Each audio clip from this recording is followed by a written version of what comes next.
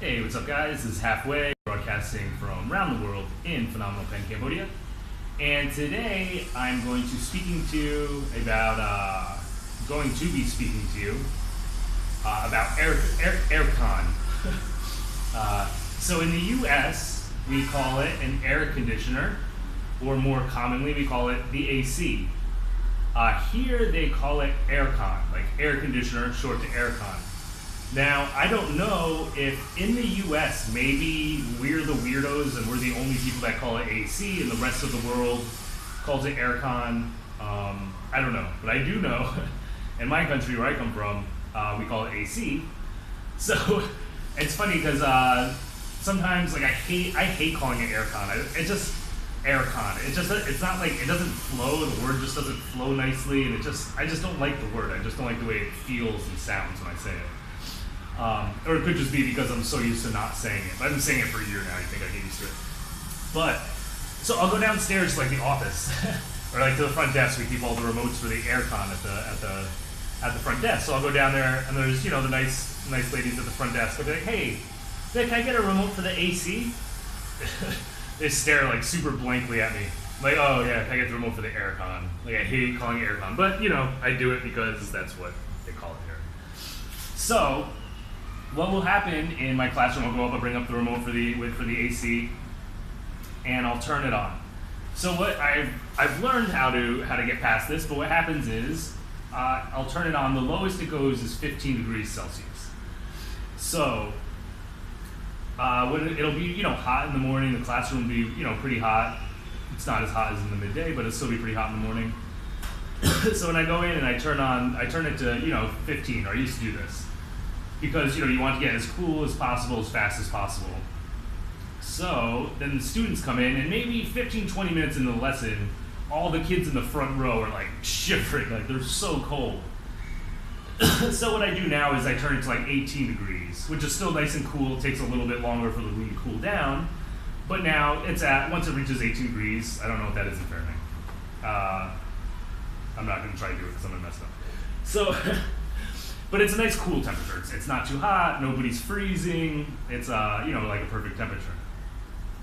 And this kind of can relate to life with a lot of things. So it could be a relationship, whether it's a romantic relationship or a friendly relationship or even a job. So sometimes when we first get involved in something, like we feel like it's like perfect, it's like the best thing. And then, so it'd be like synonymous to when I, put the aircon on, I just said it naturally. When I put it on 15 degrees, like at first it's like perfect. It's like, oh good, I feel the cold air coming out. I'm like sweaty, I just got to work. This is awesome. Like this is everything I needed. And if I base my future experiences just off of that, if I, project to how the future is going to be, I'm like, man, this is perfect. This is the perfect temperature. But then again, that what is a perfect temperature right now, in the future, might not be a perfect temperature anymore. And same thing too, like let's say a love interest or a relationship that you have, a romantic relationship or whatever.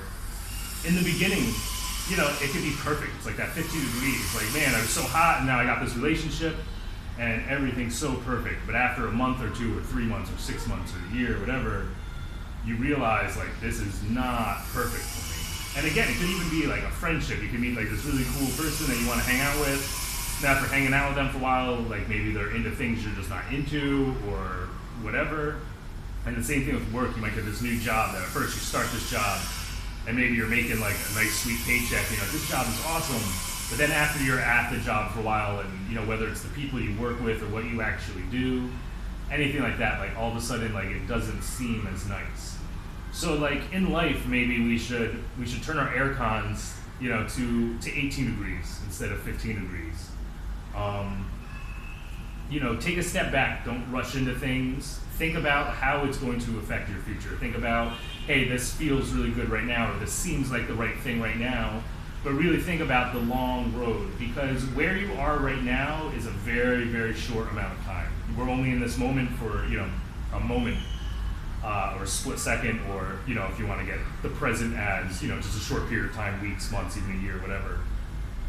But remember, your future, the rest of your life, comes after that. So you have the present, you have that 15 degrees right now. for a very short amount of time. And the rest of your life, you're going to have to deal with that 15 degrees. Not necessarily, I mean, but it's easier to set yourself up from the beginning. Now, a lot of these things can only be learned through past experiences. Like I started setting my room at 15 degrees, and then I realized like it gets too cold in here after a while if we only set it to 15 degrees. And then it's even just not rushing into things because, again, at the time it seems right. And it seems like, if you have two decisions to make, one might seem, again, immediately like this is the best possible decision right here, right now, this is the best decision. But look at the other decision and think if again, in the long run, that decision might not seem as plentiful right now, it might not seem as bountiful, it might not seem like it has as much going for it. But when we project to the future, when we look at how is this going to affect the rest of our lives moving forward, which one will truly be the better decision? And human beings in general, like we're a right here, right now kind of species, especially in this modern digital age that we live in, where it's very easy to obtain most things right here, right now. We don't have to wait for things like we used to. But the reason that we keep progressing toward that is because that's what we want. We don't want to wait for things. It's not like now that we live in this modern age, somehow human beings are so different than they used to be before we had to wait. We're not different. It's just now we have accessibility to be able to do it. If 100 years ago, if you didn't have to wait, 6 months, not 6 months, but 6 weeks for a telegram to get to you, they would have opted to not wait for, that 6 weeks. It's not like people back then in the, previous times,